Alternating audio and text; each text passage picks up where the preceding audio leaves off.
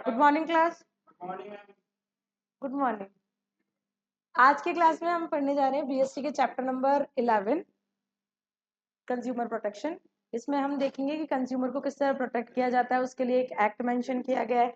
उस एक्ट के थ्रू कैसे हमारे जो अनअवेयर, अनऑर्गेनाइज्ड और इनोसेंट कस्टमर्स हैं, वो कैसे, उन्हें कैसे बचाया जा सकता है, उनके एक्सप्लॉयटेशन को कैसे रोका जा सकता है, वो हम इस चैप्टर में पढ़ेंगे। तो चलो स्टार्ट करते हैं हमारा चैप्टर। सबसे पहले हमारे कंज्यूमर प्रोटेक्शन की डेफिनेशन कि कंज्यूमर प्रोटेक्शन होता क्या है। तो कंज्यूमर प्रोटेक्शन वर्ड से हम ये ले सकते हैं कि कंज्यूमर्स को प्रोटेक्ट करना। इट मींस मार्केट में होने वाले जो भी एक्सप्लॉयटेशंस है, जैसे जो कस्टमर्स हैं जब भी सामान या कोई प्रोडक्ट खरीदने जाते हैं तो उनके साथ बहुत सारे फ्रॉड किए जाते हैं। जैसे उनको नकली सामान बेच दिया जाता है, प्राइस सही नहीं होती है ना। तो बहुत सारी ऐसी चीजें होती है जिनसे उनको फ्रॉड किया जाता है और वो इसमें फंस के बेचारे कुछ बोलते भी नहीं है। तो ऐसे कंज्यूमर्स जो कुछ बोलते ही नहीं है, अनअवेयर है अपने राइट से, उनको अवेयर कराने के लिए हमने ये कंज्यूमर प्रोटेक्शन एक्ट स्टार्ट किया है। ये बेसिकली 1986 में बना था, पर इसको दोबारा फॉर्मेट करके 2019 में इसी को रिनोवेट करके, इसी को मेंशन करके दोबारा बनाया गया है। और कुछ कंक्लूजन से जो इसमें जोड़े गए हैं, राइट्स के बारे में बताया गया और हमारे कंज्यूमर्स को अवेयर करवाया गया। Consumer protection refers to the act of the providing of consumer against unscrupulous and exploitative and unfair trade practices of manufacturers of wood। अब जो अनफेयर ट्रेड है वो कौन लोग करते हैं भाई? वो है हमारे manufacturers, traders, sellers, service providers. ठीक है, जो हमें गुड्स और सर्विसेज सेल आउट कर रहे हैं वही कंज्यूमर्स के साथ क्या करते हैं, इस टाइप का फ्रॉड करते हैं। तो जो भी ऐसे फ्रॉड है जो मार्केट में चल रहे हैं, एक्सप्लॉयटेशन जो चल रहा है कंज्यूमर्स का, उनको बचाने के लिए कंज्यूमर प्रोटेक्शन एक्ट बनाया गया है। ठीक है अश्विन, चलो इंपॉर्टेंस ऑफ कंज्यूमर प्रोटेक्शन। अब हम इसकी इंपॉर्टेंस पढ़ेंगे। ठीक है, कंज्यूमर प्रोटेक्शन की क्या इंपॉर्टेंस है, जिसमें पहला है from the consumer point of view, कि कंज्यूमर के पॉइंट ऑफ व्यू से और एक बिजनेसमैन के पॉइंट ऑफ व्यू से दो अलग अलग इंपॉर्टेंस है हमारे कंज्यूमर प्रोटेक्शन की। तो फर्स्टली हम डिस्क्राइब करना चाहेंगे किसको, point of view of consumers. तो जिसमें पहला है consumer ignorance. The majority of consumers are unaware of the rights and remedies, की बहुत सारे कंज्यूमर्स ऐसे हैं जो अपने खुद के राइट्स और रेमेडीज से क्या है, अभी तक अनअवेयर है। उनको इसके बारे में पता ही नहीं है कुछ भी। और जब तक पता नहीं होगा वो अपने राइट्स को कैसे सपोर्ट कर सकते हैं, अपने खड़े कैसे हो सकते हैं अनफेयर के सामने। दे आर कॉन्स्टेंटली एक्सप्लॉइटेड, और इसी वजह से, उनकी अनअवेयरनेस की वजह से ही क्या हो रहे हैं, वो लोग जो कंज्यूमर, सॉरी सेलर्स है, सेलर्स है, ट्रेडर्स है, इनके थ्रू क्या किए जाते हैं, एक्सप्लॉइट किए जाते हैं। Consumer protection is required to protect consumers for such exploitation practices, कि इस टाइप की जो एक्टिविटीज हो रही है जिससे जो हमारे कंज्यूमर्स हैं उनके साथ फ्रॉड किया जाता है, इन फ्रॉड से बचाने के लिए ही कंज्यूमर प्रोटेक्शन एक्ट स्टार्ट किया गया है। और जो कंज्यूमर प्रोटेक्शन है वो हमें उस चीज से अवेयर कराता है कि क्या हमारे राइट्स है, हम किन के खिलाफ बोल सकते हैं और किस टाइप का प्रोडक्ट हमें नहीं परचेज करना है। ठीक है, इन सब चीजों की डिटेल हमें इसमें बताई गई है। तो पहला तो ये बताया गया कि हमारे जो कंज्यूमर्स है बिल्कुल अनअवेयर है। ठीक है, उनको इस चीज के बारे में कुछ नहीं पता है, तो प्रोटेक्शन एक्ट उन्हें इस चीज से अवेयर करवाता है। फिर सेकंड आ जाओ, wide spread exploitation of consumers, कि ये जो पूरा मार्केट है वो सभी प्रॉफिट कमाने में लग रहे हैं और उस प्रॉफिट के चलते वो लोग क्या करते हैं, कंज्यूमर्स को एक्सप्लॉइट करते हैं। गलत प्राइस पे सामान बेच देना, मिलावटी वाला सामान बेच देना। ठीक है, और इन सब के थ्रू जो कंज्यूमर है उसका बहुत ज्यादा एक्सप्लॉइट। ठीक है, तो इस टाइप का जो एक्सप्लॉइट है जो मार्केट में कंज्यूमर्स का किया जाता है, उनसे बचाने के लिए कंज्यूमर प्रोटेक्शन एक्ट उनकी हेल्प करता है। ठीक है, चलो आगे चलते हैं। ये तो थी हमारी कंज्यूमर्स के बिहाफ पर कि कौन कौन सी इंपॉर्टेंस है, कि एक तो मार्केट से अवेयर कराते हैं, दूसरा राइट्स के बारे में बताते हैं और एक्सप्लॉइटेशन से रोकते हैं। फिर उसके बाद है अनऑर्गेनाइज्ड कंज्यूमर। थर्ड जो हमारी इंपॉर्टेंस है बिहाफ ऑन कंज्यूमर्स। तो consumer in India are still unorganised, there are few consumer organisations that भी would be advocate for them, कि कुछ ही ऐसे कंज्यूमर्स हैं जो अपने राइट्स के बारे में जानते हैं, बाकी सारे कंज्यूमर्स कैसे हैं, अनऑर्गेनाइज्ड है। अनअवेयर है, तो उनको अपने राइट्स के बारे में नहीं पता, दूसरा किस तरह डील करनी है इन राइट्स, इस चीज़ों से, एक्सप्लॉयटेशन से, वो नहीं पता है। तो हमारे अनऑर्गेनाइज जो कस्टमर्स हैं उनको ऑर्गेनाइज करने का काम कौन करता है? Protection act. फिर उसके बाद आते हैं हम point of view of business में, कि एक बिजनेस के बिहार पर कंज्यूमर प्रोटेक्शन कैसे हेल्प करता है, कंज्यूमर प्रोटेक्शन एक्ट कैसे हेल्प करता है। तो बिजनेस यूटिलाइजेस सोशल रिसोर्सेज। तो पहले तो क्या है कि जो बिजनेस है वो पूरा क्या है, सोसाइटी के ही तो रिसोर्सेज यूज करता है, तो उसको सोसाइटी के लिए क्या होना चाहिए? ऑनेस्ट होना चाहिए। ठीक है, तो कंज्यूमर प्रोटेक्शन एक्ट एक बिजनेसमैन को या एक बिजनेस को ये बताता है कि आपको जो मार्केट है या जो सोसाइटी है उसके लिए आपको कैसा रहना है? हमेशा ऑनेस्ट रहना है, ऑनेस्ट डीलिंग करनी है, फेयर प्राइस पे मार्केट में सामान बेचना है और कंज्यूमर्स को एक्सप्लॉइट नहीं करना है। ठीक है, तो ये सिखाता है। फिर सेकेंड है लॉन्ग टर्म बिजनेस इंटरेस्ट, कि अपने बिजनेस को लंबे समय तक मार्केट में बनाए रखने के लिए। भाई फ्रॉड आप एक दिन कर लोगे, 2 दिन कर लोगे, क्या वो जो जिस कंज्यूमर के साथ आप फ्रॉड कर रहे हो क्या वो दोबारा आएगा आपके पास सामान खरीदने? नहीं आएगा, वो दूसरे के पास चला जाएगा। पर अगर आप ये चाहते हैं कि आपके कंज्यूमर कंटिन्यूटी में बने रहे, तो आपको उसके लिए क्या करना होता है? फेयर ट्रीट करना होता है, ऑनेस्ट विद कंज्यूमर्स, कि आपको हमेशा ऑनेस्टी से डील करना है, जो अपने सोसाइटी के रिसोर्सेज उनको सही से यूज करना है, और मार्केट वैल्यूज का यानी मोरल वैल्यूज का ध्यान रखना है। ठीक है, फिर आ जाते हैं हम कि भाई कंपटीशन में बने रहने के लिए तो हमें ये करना पड़ेगा, फेयर ट्रीट करना चाहिए। फिर उसके बाद जाओ गवर्नमेंट इंटरवेंशन। अगर आप सही से पब्लिक से या फिर सोसाइटी से या कंज्यूमर से डील नहीं करेंगे तो क्या होगा? ठीक है, तो गवर्नमेंट इंटरवेंशन, कि जब आप पब्लिक से फेयर ट्रीट नहीं करोगे तो भाई गवर्नमेंट भी इंटरफेयर करेगी, क्योंकि आप पब्लिक को परेशान कर रहे हो, इनडायरेक्टली उनका एक्सप्लॉइट कर रहे हो, कंज्यूमर्स को परेशान कर रहे हो, कंज्यूमर्स को परेशानी हो रही है, तो गवर्नमेंट भी उसमें क्या करेगी? इंटरवेंशन करेगी या इंट्रैक्शन करेगी। अगर आप ये नहीं चाहते हैं तो आपको कंज्यूमर्स के साथ कैसे डील करनी है? फेयर डील करनी है। फिर आ जाओ सोशल रिस्पॉन्सिबिलिटी। भाई आप जिस सोसाइटी में रह रहे हो उसके लिए भी तो आपकी कोई रिस्पॉन्सिबिलिटी बनती है ना? ये तो नहीं है कि बस अपना काम बना बाढ़ में जाए जनता, वो वाले तो हम है ही नहीं ना, वो तो ऐसे हम है ही नहीं। तो अगर हम एक ऑनेस्ट बिजनेसमैन है तो हमको क्या करते हुए चलना है? सोशल रिस्पॉन्सिबिलिटी का भी ध्यान रखना है, सोसाइटी को भी मेंटेन करके चलना है, सोसाइटी के साथ गलत काम नहीं करना। और उसका रिजल्ट क्या होगा? जब आप ऐसा सब कुछ नहीं करोगे तो भाई आपकी मार्केट वैल्यू बढ़ेगी, आपकी गुडविल इंक्रीज होगी, इनडायरेक्टली फायदा तो आपको ही है। चलो, फिर है moral justification. Any firm has a moral obligations to be behave in the best interest of customers and prevent exploitation and unfair trade practices। कि जब आप लोगों के साथ फेयरली ट्रीट करोगे, है ना, जस्टिफिकेशन आपका कैसा होना चाहिए? अच्छा होना चाहिए, फेयर होना चाहिए, मोरल होना चाहिए, तो आपके जो कंज्यूमर्स हैं उनको भी आपके साथ बिजनेस करने में मजा आएगा, इंटरेस्ट क्रिएट होगा, आपके प्रोडक्ट के साइड वो लोग अट्रैक्ट होंगे, दूसरा एक्सप्लॉयटेशन रुकेगा, तीसरा अनफेयर ट्रीट क्या हो जाएगा? बंद हो जाएगा। चलो, फिर आगे चलते हैं, हमारे कंज्यूमर है कौन? तो what is the consumer? A consumer is defined as someone who buys and receive consumer goods and services against a payment. कि वो क्या करते हैं? गुड्स और सर्विस खरीदते हैं हमसे, किसके बदले में? कुछ पैसों के बदले में। कंज्यूमर वही हुआ जो सामान को यूज करने के लिए क्या करता है? सेलर से परचेज करता है। It include anyone who services, but it exclude anyone who use. और वो ये सब किसके लिए करता है भाई? भाई कमा क्यों रहा है वो? अपनी लाइफस्टाइल को अच्छे से चलाने के लिए।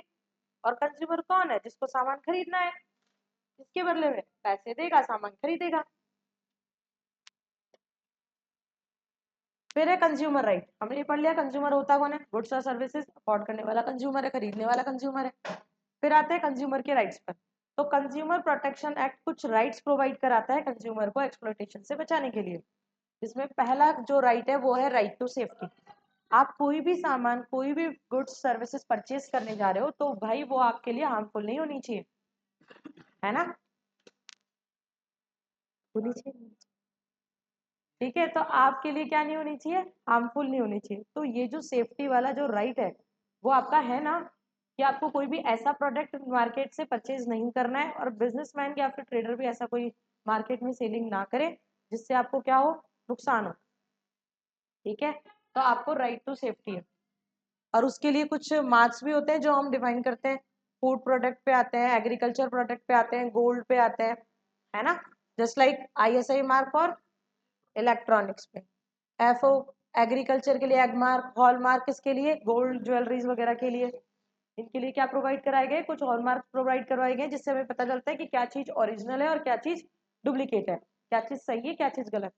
तो ये हमारा सेफ्टी का राइट है कि जो भी प्रोडक्ट हम खरीद रहे हैं उससे हमें नुकसान नहीं होना चाहिए, और नुकसान होता है तो हम क्या कर सकते हैं, केस फाइल कर सकते हैं। फिर उसके बाद आ जाओ सेकंड पे, right to be inform.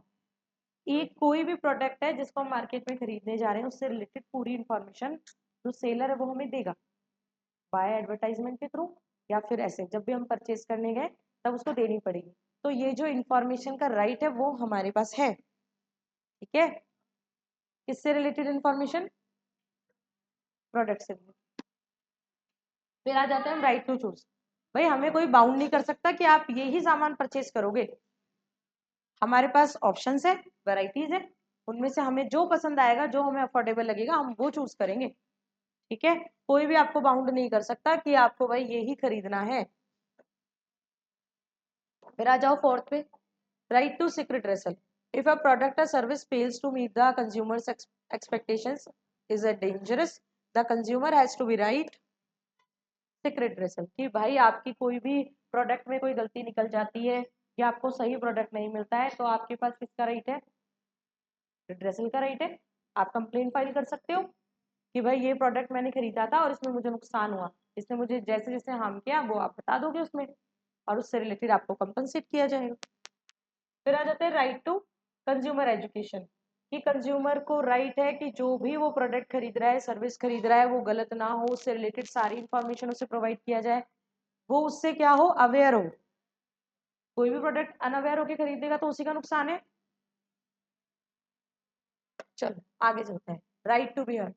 The consumer has a right to provide his opinion regarding the product and services as well as he has the right to be heard of such cases। कि अगर जो हमारा consumer है उसके साथ किसी भी तरह का कोई फ्रॉड होता है, उसका एक्सप्लॉइटेशन होता है, उसे खराब सामान बेच दिया जाता है, उसे गलत प्राइस पे सामान सेल आउट किया जा रहा है, तो इन सब से रिलेटेड जो भी उसे नुकसान हो रहा है उसके लिए वो क्या कर सकता है, अपनी मतलब उसे हर्ट का यानी सुनवाई का हक है कि भाई कोर्ट को उसकी बात सुननी पड़ेगी। ठीक है, कोर्ट को उसकी बात क्या होगी, सुननी पड़ेगी। ये नहीं कि उसके साथ फ्रॉड हुआ है तो कोई उसकी बात ही ना सुने, उससे कोई मतलब ही नहीं। तो ये राइट उसे दिया गया है कि भाई आपके साथ कुछ गलत होता है तो आप जाके उसके अगेंस्ट आवाज उठाओ, केस लड़ो। तो इसी तरह हमारे ये जो सारे राइट्स थे वो कंप्लीट हो गए हैं। फिर आते हैं हमारे कंज्यूमर्स की रिस्पॉन्सिबिलिटीज।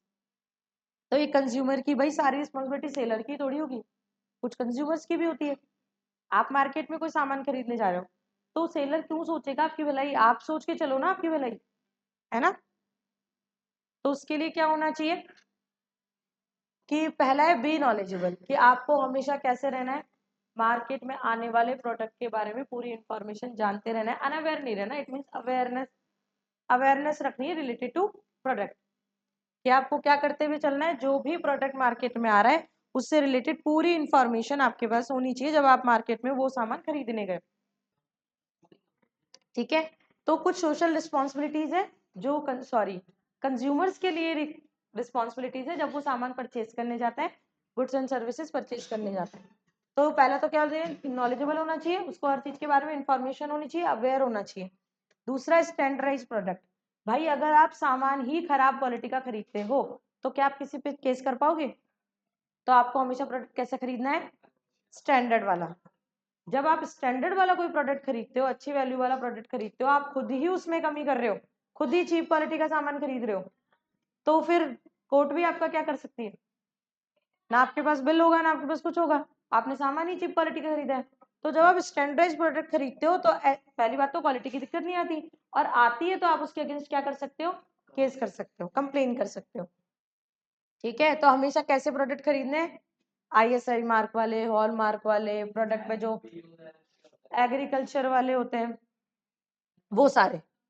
फॉलो इंस्ट्रक्शन, फिर है follow the products instructions and learn about the हजार सिलेंडर, जो भी प्रोडक्ट के ऊपर इंस्ट्रक्शन दिए होते हैं उनको भी आपको खरीदते वक्त क्या करना है, अच्छे से पढ़ना है।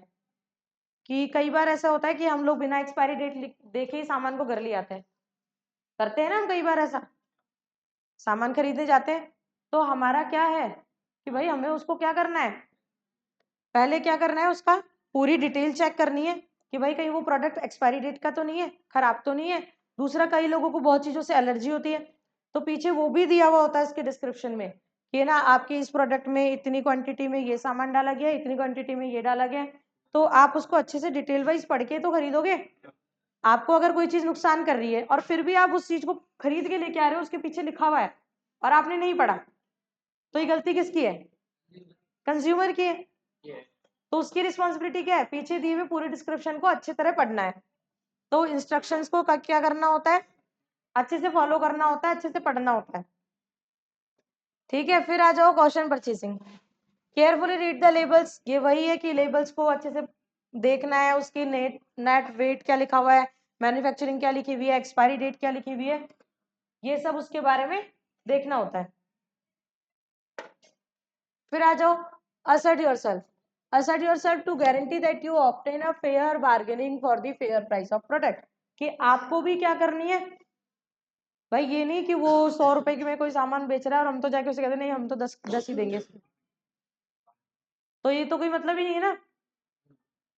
जब हम उससे ये उम्मीद रख रहे हैं कि वो 100 रुपए की कोई चीज के 110 हमसे ना ले, तो हम भी उसे 90 क्यों देंगे, जब उसकी ये रिस्पॉन्सिबिलिटी है कि वो आपसे ज्यादा प्राइस पे सामान ना बेचे, सॉरी। तो हमारी भी तो है ही कि हम उसको फेयर प्राइस दें, एटलीस्ट उसका प्रोडक्ट जितने में बना है उतनी प्राइस तो हमें देनी पड़ेगी। तो ये वही कह रहा है कि भाई ये सिर्फ बिजनेसमैन की रिस्पॉन्सिबिलिटी नहीं है, ये हमारी भी रिस्पॉन्सिबिलिटी है, कंज्यूमर की भी है कि आप बार्गेनिंग करते वक्त फेयर बार्गेनिंग करो, फेयर प्राइस दो, फेयर प्रोडक्ट दो। फिर है honesty, be truthful in interaction buy only legal goods and services. This discourages buy from the sailors who follow the unethical methods such as black marketing and hoarding। कि आपको भी कैसा रहना है, जैसे कई लोग क्या करते हैं कि जिनके पास सिलेंडर वगैरह, नॉर्मली गैस सिलेंडर जो हमारे घरों में आते हैं, नॉर्मली हम उससे परचेज करते हैं, उसके बदले में हमें कुछ प्राइस देनी होती है, वो हमें दे देता है, बुक करवाते हैं हम। ठीक है, कई लोग ऐसे होते हैं कि भाई उन फॉर्मेलिटीज से ना गुजरना पड़े उन्हें, और कईयों को बहुत ज्यादा गैस सिलेंडर्स की जरूरत, तो वो क्या करते हैं, ब्लैक में फिल करवा लेते हैं। क्या होगा, 100 200 500 रुपए ज्यादा दे देंगे, ब्लैक में करवा लेंगे। पर अगर उसमें कुछ डिफॉल्ट निकलता है तो क्या आप कंप्लेन कर सकते हो कहीं, क्योंकि आप खुद ही गलत हो वहां पे, आपने खुद ने फेयर काम थोड़ी किया है, खुद ने थोड़ी ऑनेस्टी दिखाई है, तो आप क्या उसके खिलाफ कंप्लेन कर सकते हो, नहीं कर सकते। ठीक है, तो आपको भी कैसा रहना है, ऑनेस्ट रहना है।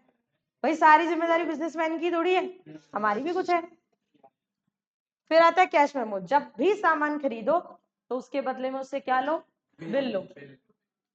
बिना बिल के हम कुछ नहीं कर सकते। सामान खरीद लिया, बिल नहीं लिया, कहाँ कंप्लेन करने जाएंगे, मानेगा ही नहीं वो तो मना कर देगा कि तुमने हमारे यहाँ से सामान नहीं खरीदा, जहां से खरीदा वहां जाओ। जब बिल ही नहीं है तो कैसे बता सकते हो आप कि आपने सामान वहीं से खरीदा है। तो आपको एक प्रूफ के लिए बिल लेना जरूरी है, ताकि हम बाद में कंप्लेन कर सके अगर खराब निकले तो। फिर कंज्यूमर सोसाइटीज, कि आपको क्या करना है, सोसाइटी के लिए भी प्रिपेयर रहना है, अच्छे रहना है। जो आपके साथ वाले कंज्यूमर से, आपके साथ जो है, ये नहीं कि हमारे साथ ऐसा हुआ तो हम क्या करें, दूसरों के साथ भी सेम वो करें। उसे हम बता सकते हैं कि नहीं नहीं इस प्रोडक्ट को मत खरीदना, ये प्रोडक्ट अच्छा नहीं है, ये प्रोडक्ट अच्छा है तो ये खरीदना। ठीक है, तो हम भी कंज्यूमर्स को क्या कर सकते हैं, अवेयर कर सकते हैं, हमारी सोसाइटी वालों। फिर take action whenever needed, भाई जरूरत पड़ने पे ही कंप्लेन फाइल करनी है। ऐसा नहीं है कि आप किसी को परेशान करने के लिए कंप्लेन फाइल करो, उसके प्रोडक्ट में कोई गलती नहीं थी, उसकी कोई गलती नहीं थी, पर हमें तो उससे कोई पर्सनल दुश्मनी निकालनी है, तो क्या हम केस करने लायक हैं, नहीं ना। ऐसा हमें नहीं करना, जरूरत है तो ही क्या करना है, केस करना है, नहीं करना चाहिए। ठीक है, कंप्लेन कब करो, जब नीडेड हो, जब आपके साथ सही में अनफेयर ट्रीट हुआ है, जब आपके साथ सही में एक्सप्लॉइटेशन हुआ है, तब ही आप क्या करोगे, कंप्लेन फाइल करोगे। फिर 10th है हमारा avoid littering, respect value of the environment and avoid any activity would be adversely affected, कि ऐसी कोई भी एक्टिविटी में आपको पार्टिसिपेट नहीं करना है जिससे भाई आपकी सोशल रिस्पॉन्सिबिलिटीज के खिलाफ जाए। आपको भी उतना ही ऑनेस्ट रहना है जितना एक सेल्समैन को ऑनेस्ट होने की जरूरत है, आपकी भी वो सारी जिम्मेदारी है। ठीक है, तो इतना हमने आज की क्लास में देख लिया। अब नेक्स्ट वाली क्लास में हम देखेंगे कंज्यूमर प्रोटेक्शन एक्ट क्या होता है, क्या उनके वेज होते हैं, उसका मीनिंग क्या होता है, कैसे वो कंज्यूमर्स की हेल्प करता है, कौन कौन से राइट्स है, कैसे वर्क करते हैं, कौन सी रिड्रेसल एजेंसीज होती है जिनके थ्रू हम कंप्लेन फाइल कर सकते हैं, ठीक है, कौन कौन से एनजीओज होते हैं जो उनकी हेल्प करते हैं कंज्यूमर्स की। तो इन सब के बारे में हम नेक्स्ट क्लास में डिस्कस करेंगे। Thank you class.